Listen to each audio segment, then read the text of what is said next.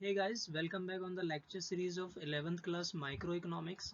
Okay, so we were discussing the unit 1 introduction part और हम इसमें पार्ट 3 डिस्कस कर रहे हैं यूनिट 1 का। तो इन पार्ट 3 में हम ये दो इम्पोर्टेंट टॉपिक डिस्कस करेंगे। The first is the production possibility curve. तो इसको हम डिटेल में डिस्कस करेंगे, इसके कैरेक्टरिस्टिक्स, इसके फीचर्स, अजम्पशंस, ठीक है, सारी चीज़ें हम यानी कि एक कंप्लीट जो प्रोडक्शन पॉसिबिलिटी कर्व का जितना भी कॉन्सेप्ट होता है, कंप्लीट कॉन्सेप्ट जो है हम कवर करेंगे इसमें। Okay, and the second is the opportunity cost. Okay, so let's start with the first topic, which is the production possibility curve. So production possibility curve PPC है ना, short form में हम इसे PPC कहते हैं। हमें पता है कि हमने इकोनॉमिक प्रॉब्लम्स डिस्कस कर लिया। देखो, इकोनॉमिक एक्टिविटीज़ जो हैं, यानी कि हम इकोनॉमिक्स इसीलिए पढ़ते हैं क्योंकि हमारे सामने ये प्रॉब्लम आती है स्कैरसिटी की। अगर रिसोर्सेज स्कैर्स होंगे ही नहीं, अवेंडेंट में होंगे, अनलिमिटेड क्वांटिटी में होंगे, तो हमें इकोनॉमिक्स पढ़ने की ज़रूरत ही नहीं है।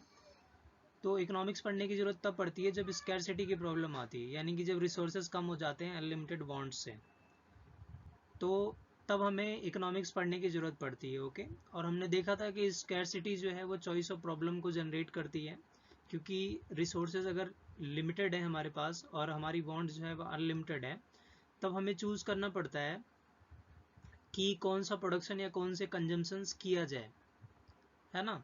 और उस चॉइस ऑफ प्रॉब्लम में जो इकोनॉमिक एजेंट है प्रोड्यूसर, उसके सामने तीन प्रॉब्लम्स आती है जिसको हम सेंट्रल प्रॉब्लम्स कहते हैं। सेंट्रल प्रॉब्लम, जिसमें हमने देखा था what to produce, how to produce and for whom to produce, हमने डिस्कस किया ये तीनों मेन प्रॉब्लम्स जो है, ठीक है। तो अब इन्हीं प्रॉब्लम्स को हमने डिफरेंट डिफरेंट इकोनॉमीज़ में देखा कि कैसे डिफरेंट डिफरेंट इकोनॉमीज़ जो हैं वो कैसे प्रोडक्शन करती हैं, यानी कि इकोनॉमिक डिसीजंस जो हैं कौन लेता है, ठीक है। तो पीपीसी की मदद से हमने देखा कि due to scarcity even if the resources are used in the best possible manner, the production capabilities are restricted. तो अगर रिसोर्सेज को बहुत अच्छे से यूज़ किया जाए, फिर भी हम प्रोडक्शन जो है एक मैक्सिमम लिमिट तक ही कर सकते हैं। एक मैक्सिमम जो सीमा होती है उससे आगे हम क्रॉस नहीं कर सकते। Okay, thus the society has to decide what to produce out of the infinite range of the possibilities. तो हमें पता है कि हमारी जो वांट्स हैं वो अनलिमिटेड है। तो प्रोड्यूसर भी, ये प्रोड्यूसर्स की जो वांट्स होती है कि ये गुड्स भी प्रोड्यूस कर दिया जाए, वो गुड्स भी प्रोड्यूस कर दिया जाए, है ना। कंज्यूमर गुड्स, कैपिटल गुड्स, सारे टाइप के लग्जरियस गुड्स, नेसेसिटी गुड्स, जितने भी टाइप के गुड्स होते हैं, प्रोड्यूसर यही चाहेगा कि वो प्रोड्यूस करे ताकि कंज्यूमर जो है वो उसी से सामान खरीदें और उसका प्रॉफिट बढ़े, ठीक है। तो जो प्रोडक्शन करने की जो पॉसिबिलिटीज़ होती है वो इनफाइनेट रेंज तक होती है ना। कोई भी गुड्स आप उठा के देख लो, वो बहुत सारे मतलब कॉम्बिनेशन बनेंगे कि कंज्यूमर कर रहा है, मतलब एक तरीके से अगर देख लिया जाए, जैसे वीट और राइस का एक कॉम्बिनेशन बन गया कि वीट एंड राइस प्रोड्यूस करेंगे, ठीक है। दूसरा देख लेते हैं कि ब्रेड और बटर का कॉम्बिनेशन बन गया, ठीक है। कुछ भी बन सकता है, ब्रेड के साथ राइस बन सकता है, वीट के साथ बटर बन सकता है, कुछ भी हो। तो ऐसे अनलिमिटेड पॉसिबिलिटीज़ होती हैं प्रोडक्शन करने की। ओके, सो सोसाइटी को डिसाइड करना पड़ता है कि वीट के साथ राइस किया जाए, ठीक है, यानी कि ऐसे कॉम्बिनेशन को चूज़ करना पड़ता है, क्योंकि हमें पता है कि सारे कॉम्बिनेशन को हम प्रोड्यूस नहीं कर सकते, because we have the shortage of the resources, scarcity of the resources। okay, और resources कम है, इसीलिए हम इकोनॉमिक्स पढ़ते हैं। so this is where the PPC comes into the picture। और यही infinite range of the possibilities में हमें चूज़ करना पड़ता है कि इन किन गुड्स का प्रोडक्शन करें। और जो भी हम चूज़ करेंगे कि जो हम पॉसिबिलिटीज़ चूज़ करेंगे, कॉम्बिनेशन चूज़ करेंगे, हमें पता है कि वो एक मैक्सिमम लिमिट तक ही उसे बढ़ाया जा सकता है। ओके, सो ये जो पहली और दूसरी स्टेटमेंट है, ये पीपीसी जो है बड़े अच्छे तरीके से समझाएगी आपको कि इसमें क्या कहा जा रहा है, ठीक है। So this shows how much the maximum of an economy can produce with a given level of resources and technology। तो ये बताता है, देखो पीपीसी जो है वो ये बताता है प्रोडक्शन पॉसिबिलिटी कर्व। तो ये जो कर्व जो है वो ये शो करता है कि अगर हम रिसोर्सेज को बेस्ट पॉसिबल मैनर में यूज़ करें, तो हमें पता है कि प्रोडक्शन कैपेबिलिटीज आर रिस्ट्रिक्टेड, यानी कि एक लिमिट तक ही प्रोडक्शन किया जा सकता है। तो वो लिमिट क्या होगी, तो वो लिमिट जो होगी वो क्या बताता है, पीपीसी शो करता है कि इससे आगे हम प्रोडक्शन नहीं कर सकते। Okay, and PPC is also known as the production possibility frontier और frontier curve। ओके, सो PPC की डेफिनेशन क्या होती है, यानी कि प्रोडक्शन पॉसिबिलिटी कर्व जो है उसकी डेफिनेशन क्या होती है, ये क्या बताता है। PPC जो है हमने देख लिया कि PPC जो है ये शो करता है कि स्कैरसिटी ऑफ रिसोर्सेज की प्रॉब्लम एग्जिस्ट है अगर, तो एक प्रोडक्शन को एक लिमिट तक ही बढ़ाया जा सकता है, और ये लिमिट जो है वो PPC शो करता है। Okay, so it refers to the various possible combination of two goods. तो देखो हमने दो गुड्स ही लिए हैं for the sake of the simplicity. Okay, तो आसान बनाने के लिए हमने दो गुड्स ही लिए हैं, दो गुड्स में ही समझाया जाता है। ओके, क्योंकि यहाँ जो पॉसिबिलिटीज़ हैं वो इनफाइनेट रेंज तक ही है, तो सभी को लेके तो हम समझा नहीं सकते है ना, क्योंकि रिसोर्सेज भी हमारे पास क्या हैं, लिमिटेड है। So the combination of two goods, तो PPC क्या शो करता है, PPC shows the various possibilities of the combination of only two goods that can be produced with a given level of resources and technology, जो given level of technology और resources के साथ produce किया जा सकता है। ओके, तो यानी कि PPC क्या शो करता है, PPC जो है वो मैक्सिमम प्रोडक्शन लिमिट को शो करता है, मैक्सिमम प्रोडक्शन लिमिट को शो करता है। एक इकोनॉमी जो प्रोड्यूस कर सकती है उसके पास जितने भी गिवन रिसोर्सेज हैं और टेक्नोलॉजी है, यानी कि अगर सभी टेक्नोलॉजी और रिसोर्सेज का अगर पूरा इस्तेमाल किया जाए अच्छे तरीके से, एफिशिएंट तरीके से, इफेक्टिव तरीके से, बेस्ट पॉसिबल मैनर में अगर उसका इस्तेमाल किया जाए, ठीक है, तो हम कितना मैक्सिमम प्रोडक्शन कर सकते हैं, ये कौन बताता है, ये PPC कर्व शो करता है। Okay, so let's start with the next slide. So हमें पता है कि PPC जो है वो क्या होता है, दो गुड्स के उन कॉम्बिनेशंस को शो करता है जिसका प्रोडक्शन किसी इकोनॉमी में दिए गए रिसोर्सेज और टेक्नोलॉजी के उपयोग करके किया जा सकता है ना, उसका यूज करके किया जा सकता है। तो देखते हैं कि PPC में क्या जंक्शंस होती हैं। ठीक है, the resources are utilized fully and efficiently. PPC हमें बताता है कि मैक्सिमम कितना प्रोडक्शन किया जा सकता है। तो हमें पता है कि एक्चुअल में तो मैक्सिमम प्रोडक्शन नहीं होगा, है ना, इकोनॉमी हमेशा क्या होती है, कुछ इनएफिशिएंसी में ही रहती है हमेशा, है ना, वो जितना मैक्सिमम प्रोडक्शन कर सकती है उससे हमेशा लो में ही रहेगी, क्योंकि रिसोर्सेज को एफिशिएंट यानी कि 100% यूज करना थोड़ा नेक्स्ट टू इम्पॉसिबल काम हो जाता है, डिफिकल्ट हो जाता है। ठीक है, तो ये माना गया है PPC में, प्रोडक्शन पॉसिबिलिटी कर्व में, कि resources are utilized fully and efficiently. तो रिसोर्सेज का हम अच्छे तरीके से बेस्ट पॉसिबल मैनर में इस्तेमाल करेंगे। ठीक है, कर रहे हैं। No change in technology, technology में कोई भी चेंजेस नहीं आएंगे। And the resources are not equally efficient in the production of the both goods. और रिसोर्सेज यानी कि लेबर जो है वो दोनों गुड्स के प्रोडक्शन में इक्वली एफिशिएंट नहीं है। इसका मतलब ये है कि अगर दो गुड्स हैं, लेट सपोज करते हैं गुड X और गुड Y, तो अगर कोई ए लेबर है, अगर वो गुड X को प्रोडक्शन करने में एक्सपर्ट है, तो वो Y के प्रोडक्शन करने में उतना एक्सपर्ट नहीं होगा, क्योंकि इसकी स्किल जो है वो क्योंकि उसे गुड X का प्रोडक्शन करना आता है, तो वो उसकी सारी टेक्नोलॉजी, सारे मेथड्स जानता है, ना कि गुड Y के, है ना। तो यही बताया जा रहा है कि resources are not equally efficient. तो अगर ए गुड X में जितना एफिशिएंट है उतना Y में एफिशिएंट नहीं होगा, और B अगर लेबर है जितना Y में एफिशिएंट है उतना X में एफिशिएंट नहीं होगा। सो इक्वली एफिशिएंट नहीं है। ये तीन मेन अजम्पशंस हैं PPC की, है ना। तो देखते हैं एक बार, एक टेबल लेते हैं।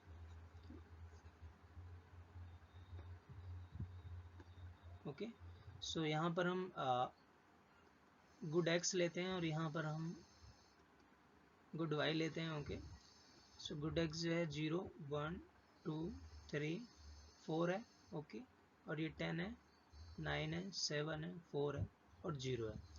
ठीक है, तो देखो गुड X जो है, पहले अगर देखो दो एक्सट्रीम पॉइंट्स हैं, एक ये एक्सट्रीम पॉइंट्स है और एक ये एक्सट्रीम पॉइंट्स है। पहले एक्सट्रीम पॉइंट्स में ये देखा गया है कि सभी रिसोर्सेज हम किन प्रोडक्शन में लगा रहे हैं, गुड Y के प्रोडक्शन में लगा रहे हैं, यानी कि इकोनॉमी के पास जितने भी प्रोडक्शन और टेक्नोलॉजी है सबका इस्तेमाल गुड Y के प्रोडक्शन में किया जा रहा है। तो X का कितना होगा, X का 0 होगा, क्योंकि सारा जो रिसोर्सेज है हमने ट्रांसफ़र कर दिया गुड वाई के प्रोडक्शन में, तो गुड एक्स का प्रोडक्शन तो बिल्कुल भी नहीं होगा क्योंकि रिसोर्सेज हमारे पास लिमिटेड में है और जितने हैं हमने गुड वाई के प्रोडक्शन में लगा दिए। ओके, अब देखो जैसे जैसे हम गुड एक्स का प्रोडक्शन बढ़ाते जाते हैं तो हमें रिसोर्सेज वाई से शिफ्ट करने पड़ेंगे एक्स में। ओके, तो हम गुड वाई से अपने जो रिसोर्सेज यानी कि लेबर, इनपुट्स, टेक्नोलॉजी जितने भी हैं हम धीरे धीरे क्या कर रहे हैं एक्स में शिफ्ट कर रहे हैं। तो वाई का प्रोडक्शन कम होता चला जाएगा और एक्स का प्रोडक्शन बढ़ता हुआ चला जाएगा, क्योंकि हम दोनों को एक साथ नहीं बढ़ा सकते क्योंकि रिसोर्सेज क्या है हमारे पास, स्कैर्स हैं, लिमिटेड है। तो अगर एक का प्रोडक्शन करना है तो दूसरे का हमें कम करना पड़ेगा। सिंपल सी बात है, अगर आपके पास 24 घंटे हैं और आपने 12-12 घंटे कर के लिया कि ये फैमिली के लिए है और ये ऑफिस के लिए है, ठीक है, तो ये 24 घंटे आपके पास रिसोर्सेज क्या है, ये लिमिटेड है ना, इसको आप बढ़ा नहीं सकते, ये लिमिटेड है, फिक्स्ड है, स्कैर्स है। पर आपके पास दो काम है, या तो आप अब 12 घंटे आपने इन रिसोर्सेज को दो चीज़ों में बांट लिया, 12 घंटे फैमिली में और 12 घंटे ऑफिस में। ओके, सो अब क्या करोगे, अगर आप चाहते हो कि मैं फैमिली का टाइम 15 आवर्स कर दूं कि 15 घंटे में करूं, तो आपको क्या करना पड़ेगा, आपको इसे 9 घंटा करना पड़ेगा ऑफिस का, है ना। क्यों आपको 9 घंटा करना पड़ेगा, क्योंकि घंटे कितने हैं, सिर्फ टोटल आवर्स कितने, 24 आवर्स हैं जो कि लिमिटेड है, स्केर्स हैं, ठीक है। तो अगर आप एक का बढ़ाते हो तो दूसरे क्या करना पड़ेगा, कम करना पड़ेगा। अगर आप ऑफिस में 15 आवर्स करना चाहते हो तो फिर आपको फैमिली में आवर्स कम करने पड़ेंगे, ठीक है। तो एक का प्रोडक्शन बढ़ाने के लिए रिसोर्सेज में भी यही होता है कि रिसोर्सेज क्या है, हमारे लिमिटेड है। तो जब हम लेबर वाई से जब हम एक्स का प्रोडक्शन बढ़ाएंगे तो वाई का क्या होगा, कम करना पड़ेगा, है ना, क्योंकि रिसोर्सेज क्या है हमारे पास, लिमिटेड में है। आई होप आपको समझ में आया गया होगा, ठीक है।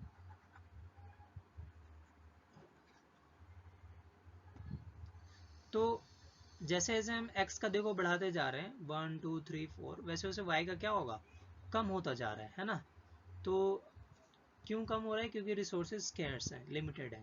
ओके, सो इसी अगर ग्राफिकल इसकी रिप्रेजेंटेशन की जाए तो इसका कर्व जो है वो कुछ ऐसा बनेगा। ओके, ये वाला जो एक्सट्रीम पॉइंट्स है यहाँ ये बता रहा है कि गुड्स एक्स का यहाँ 4 किया जा रहा है, जब ये y का 0 है, और ये यहाँ पर कितना किया जा रहा है, 10 का किया जा रहा है। ओके, अब बाकी इसके बीच में जो कॉम्बिनेशन है, लेट सपोज करते हैं ये 1 और 9 का कॉम्बिनेशन है, ये जो है ये 2 और 7 का कॉम्बिनेशन है, ये जो है ये 3 और 4 का कॉम्बिनेशन है। ओके, और ये जो है ये 4 और 0 का है, और ये जो है ये 0 और 10 का है।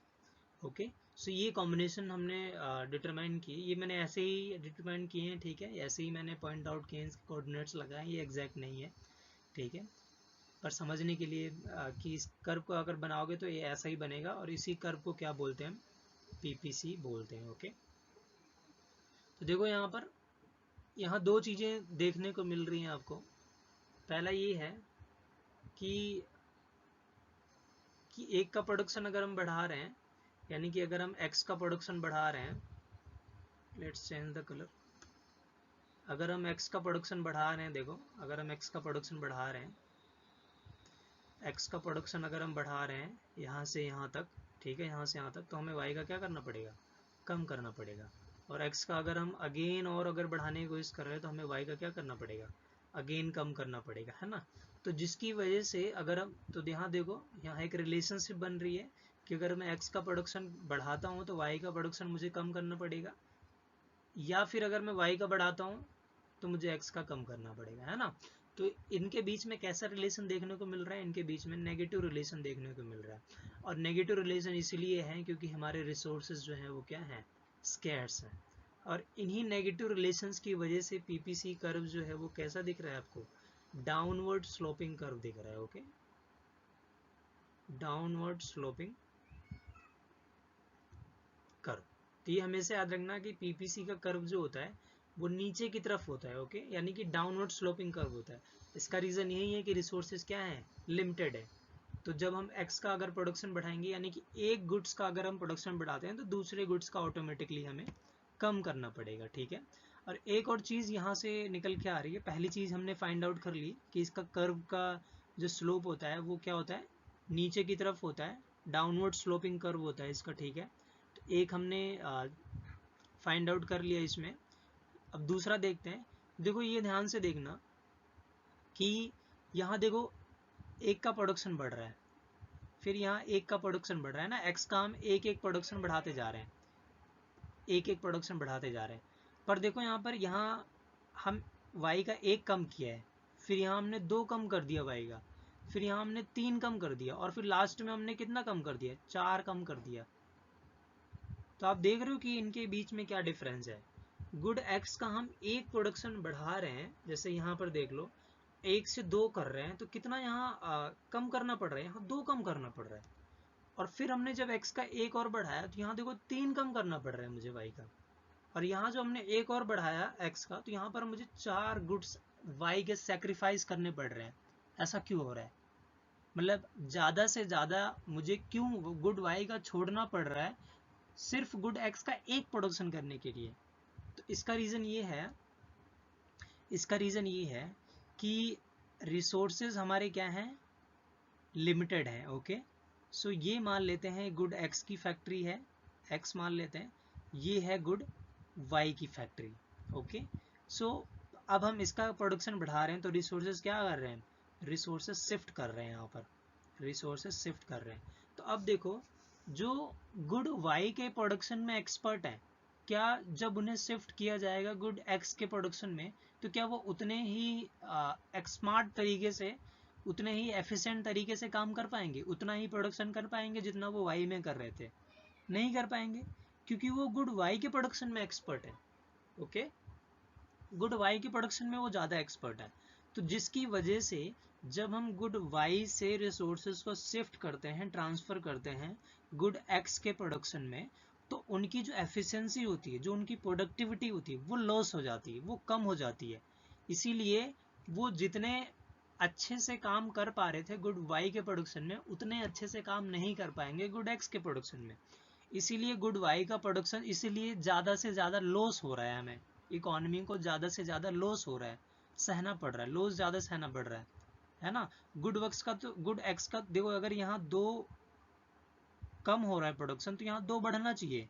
ठीक है, ये दो इसलिए नहीं बढ़ पा रहे हैं यहाँ पर, क्योंकि गुड वाई में जो एक्सपर्ट था वो अगर गुड एक्स में जाएगा तो वो उस तरीके से काम नहीं कर पा रहा है, क्योंकि उसकी एक्सपर्टीज गुड वाई के प्रोडक्शन में है। लेट सपोज करते हैं कोई अगर जैसे गन का प्रोडक्शन है और एक ब्रेड का प्रोडक्शन है, ठीक है, ये दो गुड्स हैं, ये लेट सपोज करते हैं ये वाई है और ये एक्स है, ठीक है। तो जो गन के प्रोडक्शन में, गन का मतलब होता है जो बंदूक होती है, ओके, जो बुलेट होती है ना, जो बुलेट यूज होती है गन में, तो अगर कोई लेबर है, अगर वो गन को प्रोड्यूस करना जानता है और उसे शिफ्ट कर दिया जाए ब्रेड के प्रोडक्शन में, तो क्या वो उतने एफिशिएंट तरीके से प्रोडक्शन कर पाएगा? लेट सपोज करते हैं अगर वो एक घंटे में यहाँ 10 गन बना के दे रहा है, तो क्या वो एक घंटे में 10 ब्रेड बना के दे देगा? एग्जैक्टली नहीं दे पाएगा, है ना। उससे तो बनेगा ही नहीं, क्योंकि उसे आता नहीं है, उसे टाइम लगेगा, उसे सीखने में लगेगा, तो इकोनॉमी का लॉस होता है। इसीलिए गुड वाई को ज़्यादा से ज़्यादा कम करना पड़ रहा है गुड एक्स के सिर्फ थोड़े से प्रोडक्शन करने के लिए। ओके, तो ये जो सेक्रीफाइस करना पड़ रहा है गुड वाई के प्रोडक्शन करने के लिए, तो देखो एक गुड्स को पाने के लिए, यानी कि गुड एक्स का एक प्रोडक्शन करने के लिए हमें ज़्यादा से ज़्यादा सेक्रीफाइस करना पड़ रहा है। तो देखो यहाँ सेक्रीफाइसिंग रेशो जो है, यानी कि जो सेक्रीफाइस जो रेट है वो क्या है, वो बढ़ रहा है, इंक्रीजिंग रेट है। ओके, क्योंकि पहले हमने 1 सेक्रीफाइस किया, फिर 2 किया, फिर 3 किया, फिर 4 किया, तो हम सेक्रीफाइस क्या कर रहे हैं, हम सेक्रीफाइस ज़्यादा कर रहे हैं। ठीक है, तो इसी सेक्रीफाइसिंग रेट को ध्यान देना, इसी सेक्रीफाइसिंग रेट को हम मार्जिनल रेट ऑफ ट्रांसफॉर्मेशन बोलते हैं। ओके, मार्जिनल वर्ड का मतलब होता है एक यूनिट प्रोड्यूस करने के लिए, यानी कि गुड एक्स का, कोई भी गुड हो सकता है, गुड एक्स का एक यूनिट प्रोड्यूस करने के लिए कितने गुड वाई का प्रोडक्शन सेक्रीफाइस करना पड़ रहा है। ठीक है, उसको हम बोलते हैं MRT, marginal rate of transformation. Okay, so marginal rate of transformation क्या बताता है, मार्जिनल रेट ऑफ ट्रांसफॉर्मेशन ये बताता है कि जब हम रिसोर्सेज ट्रांसफॉर्म करते हैं गुड एक्स का एक प्रोडक्शन करने के लिए, कितना हमें गुड वाई का प्रोडक्शन सेक्रीफाइस करना पड़ रहा है। ओके, सो ये कैसे फाइंड आउट होता है, ये फाइंड आउट होता है डेल्टा, यानी कि लॉस अपॉन में गेन, यानी कि कितना प्रोडक्शन हमें लॉस हुआ है और कितना प्रोडक्शन हमें गेन हुआ है। ठीक है, आगे हम इसे डिटेल में पढ़ेंगे। ठीक है, और हमें पता है कि MRT क्या बताता है, MRT ये बता रहा है कि हमने कितना सेक्रीफाइस किया किसी गुड्स को दूसरे गुड्स को प्रोड्यूस करने में, है ना। यानी कि अगर एक अल्टरनेटिव है, दो अपॉर्चुनिटी है हमारे पास, गुड एक्स और गुड वाई है, तो एक अपॉर्चुनिटी को पाने के लिए हमने दूसरे अपॉर्चुनिटी को जो सेक्रीफाइस किया उसे हम क्या बोलते हैं, सेक्रीफाइस रेट बोलते हैं। ओके, सो दूसरी टर्म्स में बोला जाए तो इसे हम अपॉर्चुनिटी कॉस्ट बोलते हैं, अपॉर्चुनिटी कॉस्ट। यानी कि गुड एक्स की अपॉर्चुनिटी को लेने के लिए हमें कुछ सेक्रीफाइस करना पड़ा, हमें कुछ, है ना, त्याग करना पड़ा, सेक्रीफाइस करना पड़ा। तो ये इसी सेक्रीफाइस को क्या बोलते हैं, इसी सेक्रीफाइस को कॉस्ट बोलते हैं, है ना। जैसे हम कोई चीज़ खरीदते हैं, कोई चीज़ 5 रुपए की है, अगर कोई चीज़ अगर 5 रुपए की है और एक सामान मिल रहा है, तो एक सामान जब हम लेंगे तो ये देखो दो अपॉर्चुनिटी है, या तो आप पैसा रख लो या आप गुड्स रख लो, है ना। तो अगर आप गुड्स को चूज करते हो कि मैं गुड्स को रखूंगा, तो ये अगर आप इस अपॉर्चुनिटी को चूज करते हो तो आपको पैसा क्या करना पड़ेगा, सैक्रिफाइस करना पड़ेगा। ओके, सो इसका मतलब क्या हुआ कि आप गुड्स को पाने के लिए आपने 5 रुपए त्याग दिए, सैक्रिफाइस कर दिया। तो 1 रुपए की जो ये है, मतलब जो 5 रुपए है, मतलब एक गुड्स को खरीदने के लिए 5 रुपए लग रही है, ये क्या, ये कॉस्ट ही तो है ना। एक अपॉर्चुनिटी को पाने के लिए दूसरी अपॉर्चुनिटी को हमने सेक्रीफाइस कर दिया, तो क्या कॉस्ट है, इसलिए इसे अपॉर्चुनिटी कॉस्ट कहा जाता है। ओके, सेक्रीफाइस रेट कहा जाता है। तो यहाँ पर ये जो सेक्रीफाइड रेट है ये क्या हुआ, बढ़ता हुआ जा रहा है ना, इंक्रीजिंग रेट है।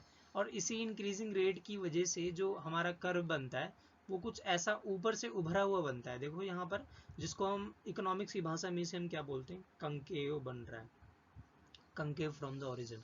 यानी कि अगर हम ओरिजिन से देखेंगे तो ये कुछ ऐसा बनेगा। ओके, है ना, उल्टा सी बनेगा। तो आइए आगे मूव करते हैं, आई होप आपको समझ में आया होगा ये टेबल। ठीक है, तो हमने फीचर्स अभी डिस्कस कर लिए, दो फीचर्स हमने फाइंड आउट किए इसमें। एक है कि पीपीसी कर्व जो होता है, देखो ध्यान से, पीपीसी कर्व जो होता है वो कुछ ऐसा दिखता है। ठीक है, ये गुड एक्स है और ये गुड वाई है। तो ये डाउनवर्ड स्लोपिंग कर्व है। डाउनवर्ड स्लोपिंग ये बता रहा है कि एक गुड्स के प्रोडक्शन बढ़ाने के लिए दूसरे का हमें कम करना पड़ेगा, है ना। तो इसीलिए एक्स और वाई के बीच में नेगेटिव रिलेशन होता है, रिसोर्सेज हमारे लिमिटेड है, इसीलिए हमें एक गुड्स का अगर ज़्यादा कर रहे हैं तो दूसरे का हमें कम करना पड़ेगा। तो रिसोर्सेज लिमिटेड होने की वजह से जो पीपीसी का कर्व होता है वो नीचे की तरफ ढलान वाला होता है, यानी कि डाउनवर्ड स्लोपिंग कर्व होता है। और दूसरा हमने ये देखा, दूसरा हमने ये ऑब्जर्व किया कि मार्जिनल अपॉर्चुनिटी कॉस्ट, अब देखो हमने भी पढ़ा था एमआरटी, है ना। एमआरटी का मतलब होता है marginal rate of transformation. Transformation का मतलब इसीलिए बोला जा रहा है यहाँ पर क्योंकि हम रिसोर्स को ट्रांसफॉर्म करते हैं, ट्रांसफर करते हैं। तो मार्जिनल, तो किस रेट पर हम, यानी कि किस रेट पर ट्रांसफॉर्मेशन हो रही है, y से अगर हम x को ट्रांसफॉर्म कर रहे हैं तो कितना हमें सेक्रीफाइस करना पड़ रहा है, उसकी रेट क्या है, क्या हमें चुकाना पड़ रहा है उसके बदले। तो गुड x का एक प्रोडक्शन करने के लिए हमें पहले एक गुड्स चुकाने पड़े, सेक्रीफाइस करना, फिर 2 3 4। तो एमआरटी के रेट जो है हमने देखी कि एमआरटी की रेट जो है बढ़ती हुई होती है, और इसी बढ़ने की वजह से हमारा कर्व जो है वो कुछ ऐसा बनता है, ऐसा उभरा हुआ, जिसको हम बोलते हैं कंकेव। ठीक है, तो कंकेविटी होती है पीपीसी में, है ना। और कंकेटिव किस लिए होती है, क्योंकि एमओसी जो है वो इंक्रीजिंग होता है। तो आप बोल सकते हो कि एमओसी इंक्रीजिंग होता है, या आप बोल सकते हो कि PPC is concave, concave from the origin, है ना। तो कंकेव इसीलिए होता है क्योंकि एमआरटी मार्जिनल रेट ऑफ जो ट्रांसफॉर्मेशन होता है, मार्जिनल रेट ऑफ ट्रांसफॉर्मेशन होता है वो क्या होता है, वो बढ़ता हुआ होता है, इंक्रीजिंग रेट होता है। और इसी का दूसरा नाम है अपॉर्चुनिटी कॉस्ट। ठीक है, अपॉर्चुनिटी कॉस्ट बोल दो, या आप मार्जिनल अपॉर्चुनिटी कॉस्ट बोल दो। मार्जिनल अपॉर्चुनिटी कॉस्ट का मतलब था एमओसी, यहाँ जो मैंने यहाँ लिखा है। ओके, सो मार्जिनल अपॉर्चुनिटी कॉस्ट का मतलब होता है कि गुड एक्स का, यानी कि एक गुड्स का प्रोडक्शन करने के लिए कितने दूसरे गुड्स को सेक्रीफाइस करना पड़ रहा है, तो उसकी जो रेशो होगी वो मार्जिनल अपॉर्चुनिटी कॉस्ट होगी। ओके, जिसमें मैंने बताया था, तो देखो यहाँ पर एक्स का प्रोडक्शन बढ़ा रहे हैं हम, यानी कि गेन कर रहे हैं, तो गेन जो है वो क्या आता है, नीचे आता है, मैंने बताया था। और फिर लॉस क्या होता है, गुड वाई का हम लॉस कर रहे हैं, तो ये होगा। ठीक है, तो मार्जिनल अपॉर्चुनिटी कॉस्ट जो होगा क्या होगा, डेल्टा वाई अपॉन में डेल्टा एक्स। डेल्टा वाई क्या बता रहा है, लॉस ऑफ प्रोडक्शन, ये हमेशा याद रखना। ठीक है, अगर आप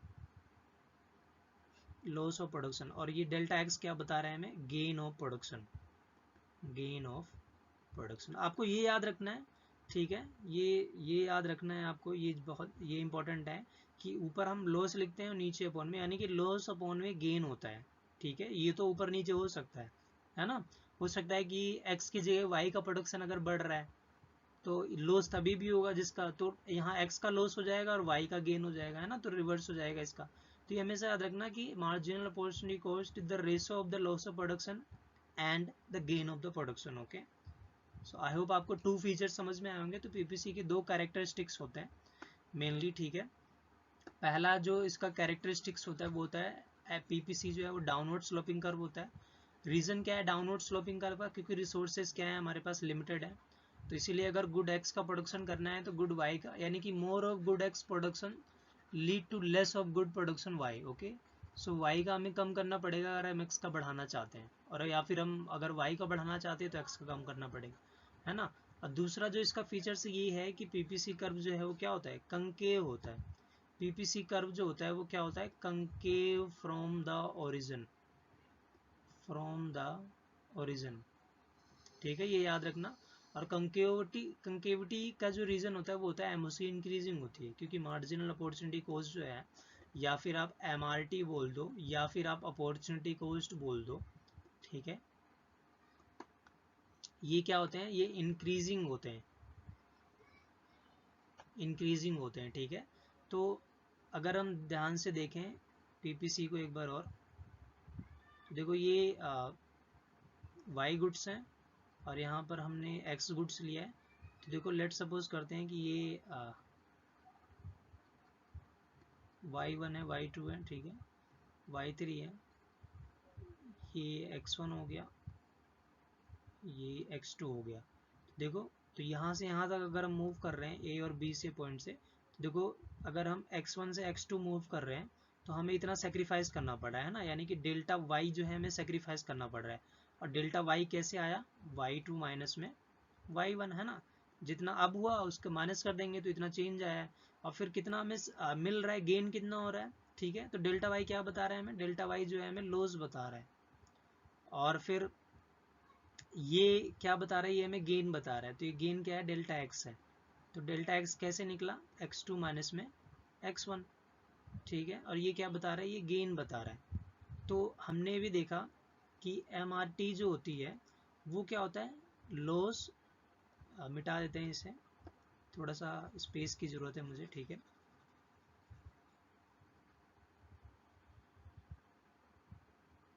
यहाँ लिखते हैं कि MRT क्या होती है, या MOC जो भी आप लिख सकते हो, ठीक है, लॉस अपॉन में गेन। और फिर लॉस हमने देखा कि डेल्टा वाई से रिप्रेजेंट किया जा रहा है और गेन जो है वो डेल्टा एक्स से रिप्रेजेंट किया जा रहा है, ठीक है। और ये भी हमने देखा कि डेल्टा वाई जो है वो y2 माइनस y1 से कैलकुलेट किया जाता है, और फिर जो डेल्टा एक्स है वो x2 माइनस में x1 से कैलकुलेट किया जाता है। अगर आपने 12th की इकोनॉमिक्स पढ़ी होगी या 11th की, तो आपको पता होगा, ये थोड़ा सा भी अगर आपने स्कूल लेवल की इकोनॉमिक मैथमेटिक्स पढ़ी है 11th-12th की, तो आपको पता होगा कि ये जो निकला है ये क्या है, ये स्लोप है, ठीक है। 2 पॉइंट के बीच में जो हम स्लोप निकालते हैं तो ये कुछ ऐसा होता है, y2 minus y1 x2 minus x1, ये फार्मूला होता है, ओके। और ये फार्मूला कैसे ड्राइव हुआ, लॉस अपॉन में गेन। और लॉस अपॉन में गेन क्या है, MRT है, यानी कि MOC है, या अपॉर्चुनिटी कॉस्ट है। तो अपॉर्चुनिटी कॉस्ट या MRT या MOC या अपॉर्चुनिटी कॉस्ट क्या शो कर रहा है, ये स्लोप शो कर रहा है, स्लोप ऑफ PPC। तो ये एक्चुअली में PPC का स्लोप है। तो इसका स्लोप जो है वो क्या हो रहा है, वो बढ़ रहा है, बढ़ता हुआ जा रहा है ना। बढ़ने का मतलब ये हुआ कि देखो इसका स्लोप जो है एक्चुअल में क्या हो रहा है, डिक्रीज हो रहा है, पर ये जिस रेट से डिक्रीज हो रहा है वो बढ़ रहा है, यानी कि कम हो रहा है पर इंक्रीजिंग रेट से कम हो रहा है। इंक्रीजिंग रेट का मतलब ये हुआ कि देखो पहले 10 कम हुआ, फिर 9 कम हुआ, फिर 5 कम हुआ, फिर 2 कम हुआ, फिर -1 हो गया। तो देखो पहले कम हो रहा है, देखो ये एग्जैक्ट में देखो पहले कम हो रहा है, तो स्लोप क्या है हमारा, नेगेटिव है ना। स्लोप क्या है, डाउनवर्ड है, नीचे की तरफ जा रहा है। पर रेट देखो कम होने की है, पहले 1 कम हुआ, फिर 4 कम हुआ, फिर सॉरी यहाँ 6 लिख देते हैं, 3 कम हुआ, फिर 4 कम हुआ, ठीक है। तो ऐसे ऐसे क्या हो रहा है, बड़ी तेजी से कम होता जा रहा है। तो ये जो रेट है कम होने का वो क्या है, वो स्लोप शो कर रहा है। तो MRT क्या होता है, MRT जो है वो PPC कर्व का स्लोप होता है। ओके, तो MRT हमने भी पढ़ लिया। MRT क्या है, also known as the marginal opportunity cost. The marginal rate of transformation is the number of the units of one product that can be increased by reducing the quantity of another product, है ना, कि एक को production बढ़ाने के लिए दूसरे का जो हमें कम करना पड़ रहा है। It is also considered as the opportunity cost. तो ये इसे हम अपॉर्चुनिटी कॉस्ट भी कहते हैं, हम डिस्कस कर चुके हैं, ठीक है। इसे हम क्या बोलते हैं, इसे अपॉर्चुनिटी कॉस्ट भी बोलते हैं। For generating an extra unit of the output, it examines the number of the good X that will be foregone to produce an additional unit of the good Y while keeping the factor of production constant। Okay, तो इसमें ये बोला जा रहा है, यहाँ वैसे good X को गुड Y का प्रोडक्शन किया जा रहा है, पर हमने जो अभी एग्जाम्पल देखा उसमें हम गुड X का प्रोडक्शन बढ़ा रहे थे और गुड Y का प्रोडक्शन जो है वो क्या कर रहे थे, कम कर रहे थे, ठीक है। तो गुड X का एक प्रोडक्शन करने के लिए गुड Y का कितना सेक्रीफाइस करना पड़ रहा है, ये कौन बताता है, ये अपॉर्चुनिटी कॉस्ट शो करता है। MRT और MOC शो करता है। ओके, जो कि PPC कर्व का स्लोप होता है। ओके, तो the marginal rate of transformation refers to the number of the units of the product that must be forgone. Must be forgone का मतलब होता है जो लॉस होता है, to the produce more of one good. तो एक गुड्स को प्रोड्यूस करने के लिए जितने हम यूनिट को सेक्रीफाइस कर रहे हैं, तो जो सेक्रीफाइस वाली यूनिट है ना, उसी को हम मार्जिनल रेट ऑफ ट्रांसफॉर्मेशन बोलते हैं, कि किस रेट से कम हो रहा है। तो किस रेट से कम हो रहा है, बढ़ती हुई रेट से कम हो रहा है ना। So the opportunity cost represent the lost of the production of one product. Okay, so MRT और MOC क्या होता है, change in quantity gained, sorry यहाँ ये गलत लिखा है, change in the quantity loss and the change in the quantity gains. तो जो क्वांटिटी लॉस हुई है उसे हम ऊपर लिखते हैं, और जो क्वांटिटी गेन हुई है उसे हम क्या करते हैं, नीचे लिखते हैं, है ना। ये हमें ऐसे याद रखना, मैंने बताया था कि लॉस अपॉन में गेन, ये हमेशा याद रखना। ओके, ये क्या होता है, ये MRT होता है, यानी कि MOC। कभी कभी फाइंड आउट करने के लिए आ जाता है, तो आप इससे फाइंड आउट कर सकते हो। आपको देखना है कि गुड X कम हो रहा है या गुड Y कम हो रहा है, उसके हिसाब से आप कैलकुलेट कर सकते हो। Okay, so attainable versus non attainable combination. तो देखो PPC क्या शो कर रहा है, ध्यान देना एक बार दोबारा।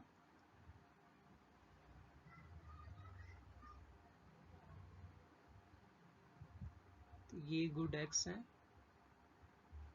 ठीक है, और ये गुड Y है।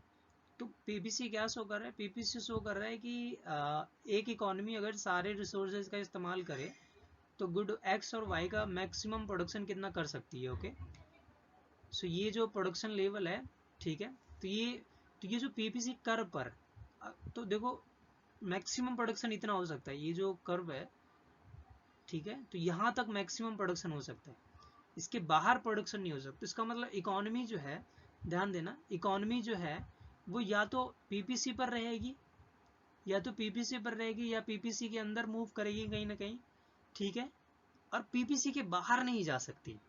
क्यों नहीं जा सकती PPC के बाहर, क्योंकि इससे ज़्यादा प्रोडक्शन तो हो ही नहीं सकता ना, क्योंकि हमारे पास रिसोर्सेज ही नहीं है, और जितने रिसोर्सेज हमने पूरा यूज़ किया तो इतना ही प्रोडक्शन हो पाया सिर्फ। ओके, इतना ही प्रोडक्शन हो पाया। तो जो भी PPC पर है, यानी कि पॉइंट्स, ये हमेशा याद रखना, बहुत इंपॉर्टेंट बात बताना चाह रहा हूँ, पॉइंट्स ऑन PPC कर्व। तो जितने भी पॉइंट्स हैं, लेट्स नाम दे देते हैं A, B और एक C है, और फिर ये D है, और ये E है, ये F है, और ये G है, और ये H मान लेते हैं इसे, ठीक है, ये H है। तो points on PPC, points on PPC क्या है, A है, B है और C है, ये 3 पॉइंट्स है जो PPC पर है। ये क्या शो कर रहे हैं, ये मैक्सिमम प्रोडक्शन को शो कर रहे हैं, यानी कि जितना इकोनॉमी प्रोड्यूस कर सकती है, यानी कि जितना इकोनॉमी में पोटेंशियल है प्रोड्यूस करने का, इकोनॉमी का जितना पोटेंशियल है प्रोड्यूस करने का, उतना ही इकोनॉमी एक्चुअली में प्रोड्यूस कर रही है। तो जो एक्चुअल प्रोडक्शन है वो पोटेंशियल प्रोडक्शन के बराबर है। इसका मतलब इकोनॉमी जो है वो एफिशिएंट तरीके से रिसोर्सेज का इस्तेमाल कर रही है। तो A और B और C पॉइंट क्या शो कर रहे हैं, एफिशिएंसी शो कर रहे हैं, है ना। और A और B पॉइंट को क्या बोलेंगे कि यहाँ पोटेंशियल प्रोडक्शन जो है वो एक्चुअल प्रोडक्शन के बराबर है, ठीक है। ये था पहला पॉइंट। दूसरा पॉइंट देखते हैं हम, दूसरा पॉइंट जो है विद इन पीपीसी, तो पीपीसी के अंदर जो पॉइंट है डी, ई, एफ और जी, ये क्या शो कर रहे हैं? ये शो कर रहे हैं कि जितना प्रोडक्शन पोटेंशियल इकोनॉमी प्रोड्यूस कर सकती है, पोटेंशियल जो प्रोडक्शन इकोनॉमी प्रोड्यूस कर सकती है वो बहुत ज़्यादा है एक्चुअल प्रोडक्शन से, क्योंकि इकोनॉमी यहाँ प्रोडक्शन कर सकती है, ई पॉइंट को लेते हैं तो प्रोडक्शन यहाँ कर सकती है पर इकोनॉमी इतने पे ही कर रही है, तो इसका मतलब उसका एक्चुअल प्रोडक्शन जो है वो क्या है? कम है। इकोनॉमी जितना प्रोडक्शन कर सकती है, इसका मतलब इकोनॉमी में रिसोर्सेज सही तरीके से इस्तेमाल नहीं हो रहे हैं, तो ये क्या शो कर रहा है? ये इनएफिशिएंसी शो कर रहा है कि इकोनॉमी क्या है? इनएफिशिएंट है।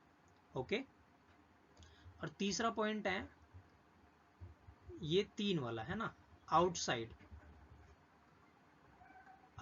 Point of PPC. तो पीपीसी के जो आउटसाइड वाला पॉइंट होता है वो क्या बताता है कि देखो ये बताता है कि इतना इससे ज़्यादा प्रोडक्शन तो किया ही नहीं जा सकता, एबीसी से ज़्यादा प्रोडक्शन नहीं किया सकता। तो जो एच पॉइंट है वो क्या शो कर रहा है? वो अनअटेनेबल कॉम्बिनेशन शो कर रहा है, अनअटेनेबल, इसे अटेन ही नहीं किया जा सकता, यहाँ तक पहुंचा ही नहीं जा सकता, अनअटेनेबल कॉम्बिनेशन ओके। तो एच जो है वो अनअटेनेबल कॉम्बिनेशन शो कर रहा है, पर जो A B C D E F G ये सारे क्या है? ये प्रोड्यूस किए जा सकते हैं, इसीलिए क्या है? ये अटेनेबल कॉम्बिनेशन है। ठीक है, तो attainable combination are those combination which can be produced with the given level of income and given level of resources and technology. तो इसका मतलब अटेनेबल कॉम्बिनेशन वो कॉम्बिनेशन होते हैं जो एक इकोनॉमी रिसोर्सेज का यूज करके प्रोडक्शन कर सकती है, तो वो ए पर भी जा सकती है, बी पर भी जा सकती है, डी ई जितने भी पॉइंट्स हैं उस पर जा सकती है, पर एच पे नहीं जा सकती। तो एच क्या है? अनअटेनेबल कॉम्बिनेशन है, और ए बी डी जी जितने भी पॉइंट्स हैं वो क्या है? अटेनेबल कॉम्बिनेशन है। आई होप आपको समझ में आया होगा।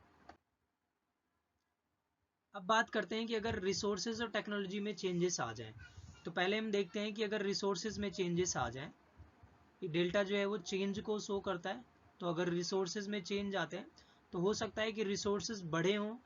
ठीक है, अगर रिसोर्सेज बढ़ता है तब क्या होता है कि पोटेंशियल जो है इकोनॉमी का बढ़ जाता है, क्योंकि हमने देखा था कि अगर 100 लेबर हैं तो 100 लेबर का अगर इस्तेमाल कर रहे हैं तो पीपीसी ये बताता है कि इतना प्रोडक्शन कर सकते हैं, पर अगर लेबर 120 हो गए तो इसका मतलब 20 लेबर एक्स्ट्रा हो गए ना, तो इसका मतलब पीपीसी का जो कैपेसिटी है इकोनॉमी की वो 20 लेबर से बढ़ जाएगी।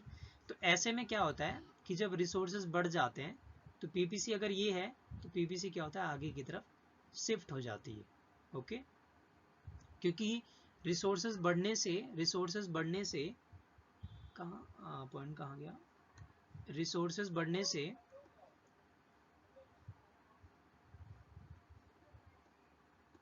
कैपेसिटी जो है वो बढ़ जाती है इकोनॉमी की प्रोडक्शन करने की। ओके, और अगर रिसोर्सेज कम होंगे तो ये क्या हो जाएगा? कम हो जाएगा ना, अगर रिसोर्सेज कम हो रहे हैं। और दूसरा जो पॉइंट है मेन वो है चेंज इन टेक्नोलॉजी।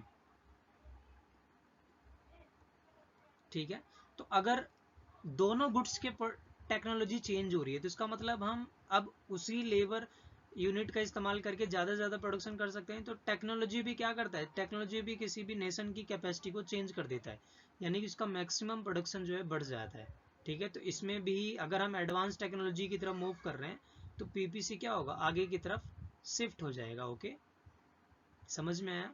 पर लेट सपोज करते हैं कि सिर्फ जो गुड एक्स की टेक्नोलॉजी बढ़ी है, तो अगर गुड एक्स की टेक्नोलॉजी बढ़ी है, ये वाला पॉइंट ध्यान रखना, अगर गुड एक्स की टेक्नोलॉजी बढ़ी है, सिर्फ गुड एक्स की टेक्नोलॉजी बढ़ी है तो सिर्फ एक्स का प्रोडक्शन जो है वो बढ़ जाएगा, वाई का क्या रहेगा? कांस्टेंट रहेगा। तो ये सिर्फ क्या करेगा? ये रोटेट करेगा, यहाँ एक्स है और यहाँ वाई है, ये याद रखना हमेशा।